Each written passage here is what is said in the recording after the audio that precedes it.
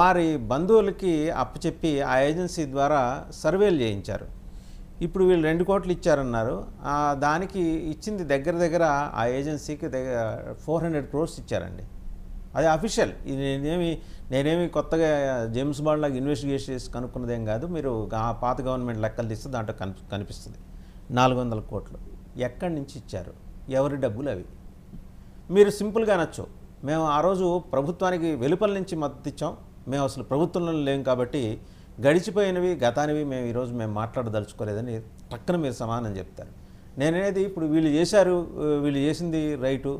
ఆ రోజు మీరు అప్పుడు కూడా ఉన్నది ఎన్డీఏ ప్రభుత్వం కిందే భావించాలి. ఎందుకంటే మీరు వెలుపల నుంచి ఇచ్చారు. బీజేపీ వాళ్ళు కూడా 2-3 ఏళ్ళు ఉన్నారు కదా ఆ ప్రభుత్వంలో. ఈ డబ్బులు ఎక్కడివి? ఈ హుబిలో ఏజెన్సీ ఎవరిది? సురేంద్ర నాయుడు గారికి కూడా అవగాహన ఉండాలి దీని మీద. ఏజెన్సీ ఎవరిది? ఆ ఏజెన్సీకి ఆర్టీజీఎస్కి ఉన్న సంబంధం ఏంటి? వీటి మీద కూడా మాట్లాడదాం మనం. ఏమంటారు మహేష్ గారు? ఒక నిమిషం అండి మహేష్ గారు.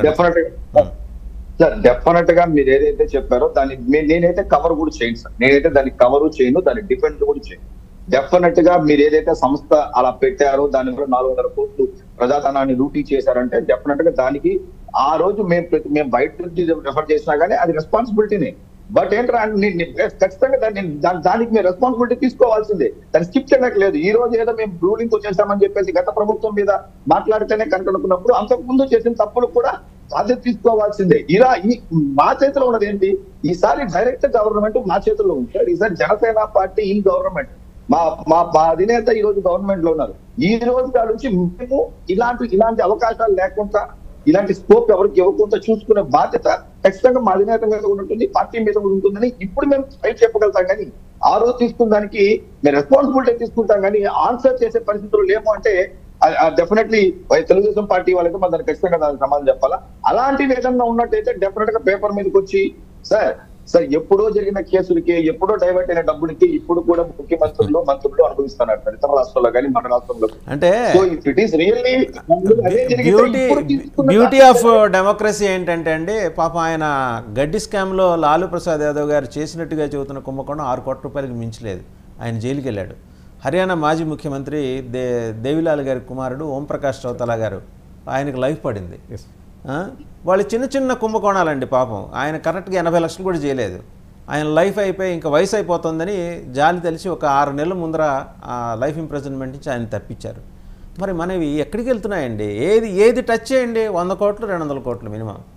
మనం జైలుకి వెళ్ళాలా, ఇంకెక్కడికైనా వెళ్ళాలా? ఒకసారి రామ్నాథ్ గారు మాట్లాడతారు.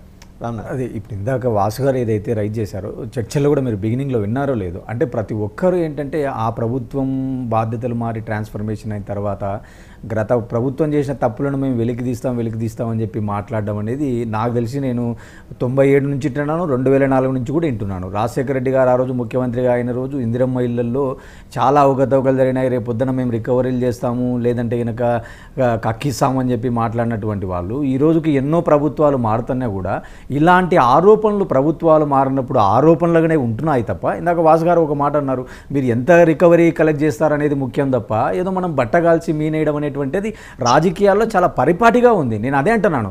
ఈరోజు పవన్ కళ్యాణ్ అనేటువంటి వ్యక్తి రాజకీయాలకి కొత్తగా వచ్చాడు, కొత్త ఒరవడి సృష్టిస్తానని చెప్పి ఏదైతే ఆశయాల సిద్ధాంతాలతో కొంత ప్రజల్లో కొంత చైతన్యాన్ని తీసుకొని వచ్చాడో, సో పరిపాలనలో కూడా అలాంటి మార్పు ఉంటుందా, లేకపోతే ఒక కన్వెన్షనల్ ఒక ట్రెడిషనల్ రాజకీయ నాయకుల్లాగా ఏదో రాజకీయ ఆరోపణలు చేసి బట్టగాల్చి మీనేస్తే ఆ కోర్టులు తేల్చేది ఎప్పుడో తేలుస్తాయి, అంత లోపల సమాజంలో జరగాల్సినటువంటి నష్టం జరుగుతుంది.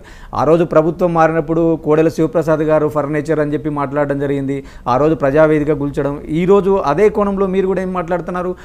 ఒకవైపు జగన్మోహన్ రెడ్డి గారి ఫర్నిచర్ అంటున్నారు, విలాసాలు అంటున్నారు, లేదంటే ఈరోజు పార్టీ ఆఫీసులు అంటున్నారు. అంటే ఇక్కడ రాజకీయమే కనపడుతుంది తప్ప చిత్తశుద్ధి కానీ లేదా ఇలాంటి వాటిపైన లీగల్గా పోవడము, ఆ లీగల్గా కూడా ఈరోజు సుప్రీంకోర్టు తీర్పులు కూడా చాలా క్లారిటీగా క్లియర్గా ఉన్నాయి. అంటే 6 నెలల లోపల ఈ డిస్ప్రపోర్షన్ ఆఫ్ అసెట్స్ కావచ్చు, లేదా చాలా కేసులు పెండింగ్లలో ఉన్నాయి. ఇలాంటి అంశాలపైన స్పష్టత లేనప్పుడు మనం కేవలం ఒక మీడియాను ఒక వేదికలను నమ్ముకొని తద్వారా ప్రతి ఒక్కరిపైన ప్రత్యారోపణలు చేయడమే కనపడుతుంది తప్ప ప్రజలకు అకౌంటబిలిటీ కానీ ట్రాన్స్పరెన్సీ కానీ ఏ ప్రభుత్వాలలో ఏ రాజకీయ పార్టీలలో లేదు. ఇన్ ప్రాక్టీస్ అనేది వాస్తవం, ఇది కాదని లేనటువంటి నిజం. నేను ఇక్కడ ఎందుకు ఇంత స్ట్రెస్ చేసి చెప్పాల్సి వస్తుందంటే కొంత ఆదర్శవంతమైన రాజకీయాలు, కొంత విలువలతో కూడుకున్న రాజకీయాలు, కులాలకు అతీతమైన రాజకీయాలు అని చెప్పి ఈ 10 ఏళ్ల పాటు ఏదైతే ఒక లైన్ తీసుకున్నారో, ఈరోజు ఆయనకు ఖచ్చితంగా ఒక డిప్యూటీ సీఎం పదవి అనేది చిన్న పదవి కాదు. కానీ ఇదే పదవి పైన ఒక సందర్భంలో గతంలో కూడా అన్వాంటెడ్ ఫింగర్ అనేవాళ్ళు. నీలం సంజీవ్ రెడ్డి గారు ఒకానొక సందర్భంలో డిప్యూటీ చీఫ్ మినిస్టర్ అంటే అన్వాంటెడ్ 6th ఫింగర్ అన్నారు ఆయన. సో అలా ఈయన కూడా అన్వాంటెడ్ 6th ఫింగర్గా మారిపోతాడా, లేకపోతే కూటమిలో ఉన్నాడు కాబట్టి గతంలో ఏవైతే ఇతను ఆరోపణలు చేశాడో దానిలో అన్నిటిపైన ఒక ట్రాన్స్పరెంటీతో బయటికి వస్తాడా? సో ఇలాంటివన్నీ చూడాల్సి ఉంటుంది తప్ప ఏదో బాధ్యతలు తీసుకున్న తర్వాత ఏదో కొత్తగా మీటింగులు పెట్టి రివ్యూలు పెట్టి 10 మందితో మనం రిపోర్ట్స్ తెప్పించుకొని 4 మాటలు మాట్లాడకుండా ఖచ్చితంగా ఒక ట్రాన్స్పరెంట్గా మిగతా వాళ్ళకు మనకు డిఫరెన్స్ అంటే మేక్ ఏ డిఫరెన్స్ అంటారు చూసారా, అలాంటి డిఫరెన్స్ చూపిస్తే ఖచ్చితంగా ద పీపుల్ విల్ వెల్కమ్ అనేది నా భావన. అంతే తప్ప మీరు ఈరోజు మొదటి రోజు నుంచే వాళ్ళు డిపార్ట్మెంట్లో సర్వేలతో తిన్నారు, దానిలతో తిన్నారు అనేటువంటి మాటలు కొంత సరైనటువంటిది కాదు. ఎందుకంటే మీకు తెలిసే ఉంటుంది, ఆంధ్రప్రదేశ్ రాజకీయాలలోనే సర్వేల పేరు కానీ కొత్త ఏజెన్సీలను పరిచయం చేసినటువంటి నాయకులలో చంద్రబాబు నాయుడు గారు అగ్రగణ్యుడు అనేది అందరికీ తెలిసినటువంటి విషయం.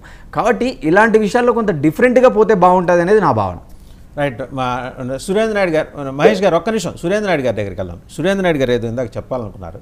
సురేంద్ర నాయుడు గారు, ఇప్పుడు ఆదర్శ రాజకీయాలు చేయాలనే ఉద్దేశంతోనే మాకు అసెంబ్లీలో స్థానం కూడా కల్పించకుండా అసెంబ్లీలో ఇష్టానుసారం మాట్లాడినా కూడా ఇలాంటి పనికి మాలిన మాటలు మనం మాట్లాడకూడదు.